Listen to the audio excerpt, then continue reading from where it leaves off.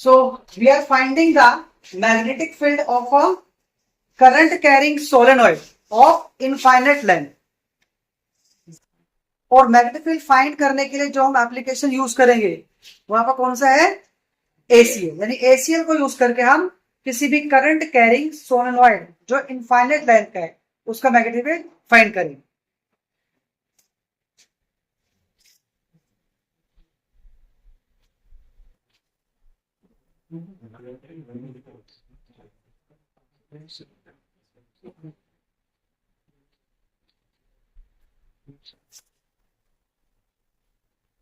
Solenoid जो infinite length का है, इसकी लेंथ कहां तक जाती है, इन्फिनिटी तक, राइट।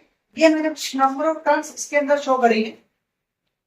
तो जैसे मैंने बताया कि किसी भी इनफाइनाइट लेंथ के सोलेनॉइड के लिए magnetic field outside the solenoid क्या होगा, जीरो।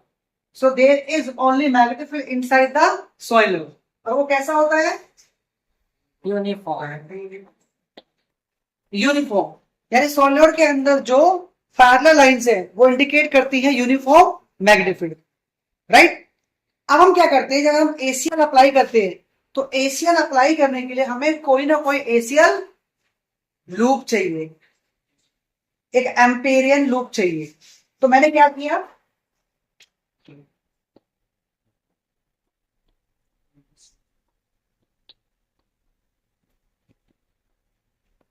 मैंने एक एबीसीडी एक एम्पेरियन लूप ले लिया।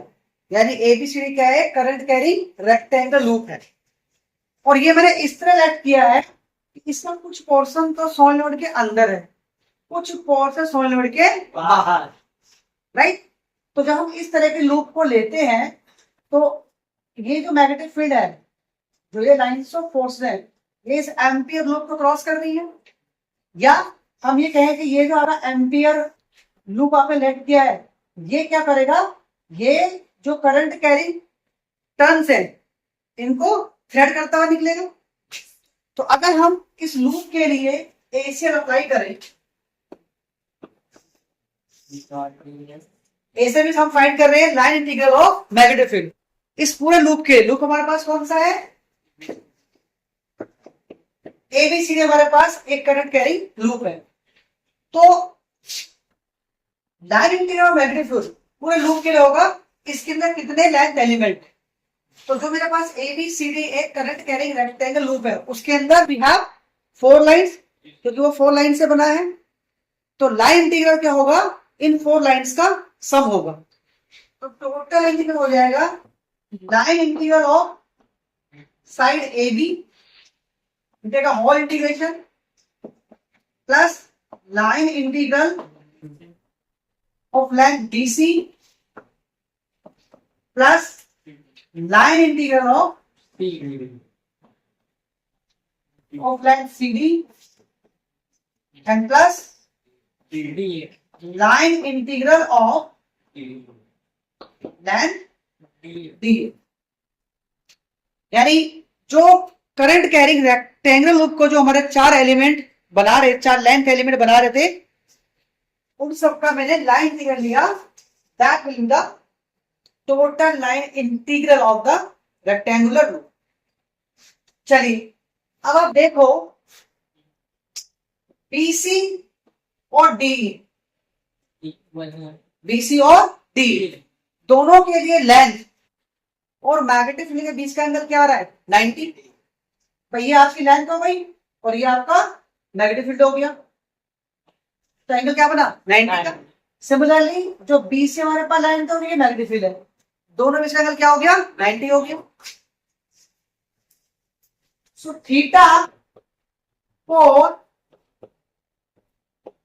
BC and DA is equal to 90 degree. क्योंकि हमें ये पता है कि B dot DL is equal to BDL cos theta. जब B और DL के बीच में एंगल 90 है तो cos 90 क्या हो जाएगा, 0। इसका मतलब क्या हुआ, यानी BC और DA दोनों का लाइन इंटीग्रल क्या हो गया, 0।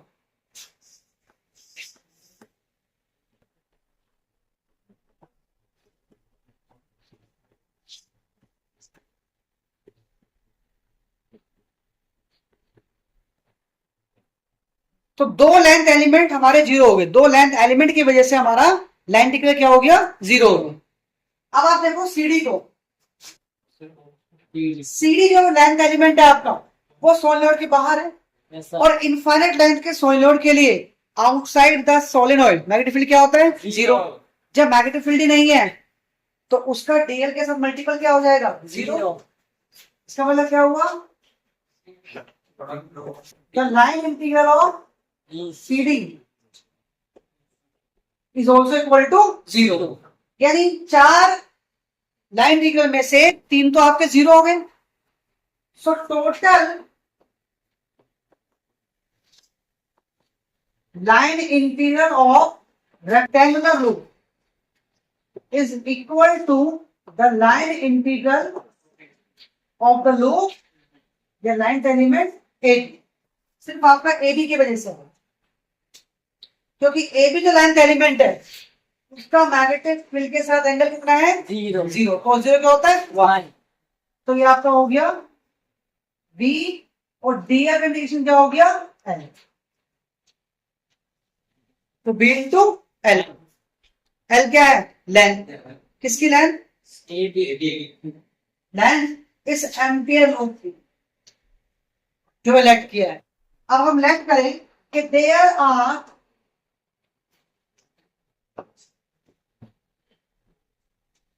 n turns in the solenoid. अगर मैं लेट के चलता हूं कि इस पूरे सोलेनोइड के अंदर आपकी n टर्न्स है, तो टोटल इफेक्टिव करंट क्या हो जाएगा, NBL is equal to NI, क्योंकि वो करंट आपका n नंबर टर्न से पास होके जाएगा। ये टोटल करंट आ गया। तो इसको आप इक्वेशन फर्स्ट लेट कर लें, और सेकंड इक्वेशन क्या हो जाएगी आपके पास, यूजिंग ACL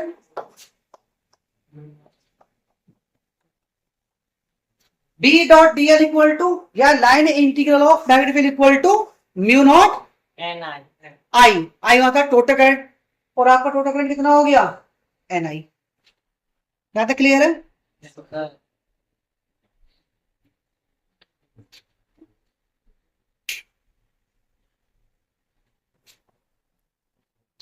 चलिए इसको इक्वेशन 2 लेट कर लो, दोनों इक्वेशन कंपेयर करते हैं। Mu not NI is equal to BL, BL हमें फाइंड करना है यहाँ पर magnetic field, total magnetic field. अब जो स्मॉल n है उसको हम कहते हैं turns density, that is number of turns divide by the length. तो कैपिटल N की वैल्यू आ गई n into L into I। इसको अगर हम सॉल्व करते हैं तो हमारे पास B की वैल्यू क्या आ गई, mu naught NI। So this is the magnetic field of a solenoid. B is equal to mu naught NI, जहां पे स्मॉल n क्या रिप्रेजेंट कर रहा है,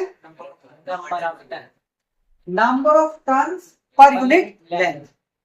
तो डिपेंड करता है कि आपको क्या दिया है, आपको मैग्नेटिक फील्ड फाइंड करना है नंबर ऑफ टर्न्स की फॉर्म में, या फाइंड करना है आपको number of turns per unit length की फॉर्म में। तो जो भी आपको दिया उसके अकॉर्डिंगली आप इसको कैलकुलेट कर सकते हो।